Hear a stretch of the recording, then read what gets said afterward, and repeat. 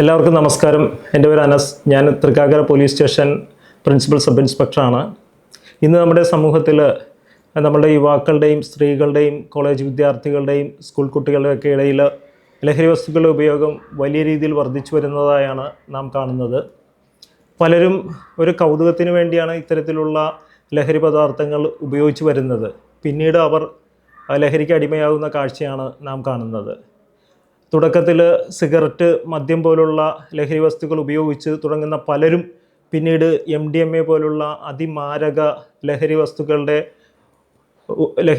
ഉപയോഗിച്ച് വരുന്നതായും നാം കാണുന്നുണ്ട്. ലഹരി വസ്തുക്കളുടെ ഉപയോഗം ഒരു വ്യക്തിയുടെ ശാരീരിക മാനസിക ആരോഗ്യത്തെ നശിപ്പിക്കും എന്നതൊരു വസ്തുതയാണ്. ആ വ്യക്തിയെ മാത്രമല്ല, അവൻ്റെ കുടുംബത്തിനും സമൂഹത്തിനും രാഷ്ട്രത്തിനും ആ വ്യക്തിയെ കൊണ്ട് യാതൊരുവിധ പ്രയോജനവും ലഭിക്കത്തില്ല എന്ന കാര്യവും നാം മനസ്സിലാക്കേണ്ടതാണ്.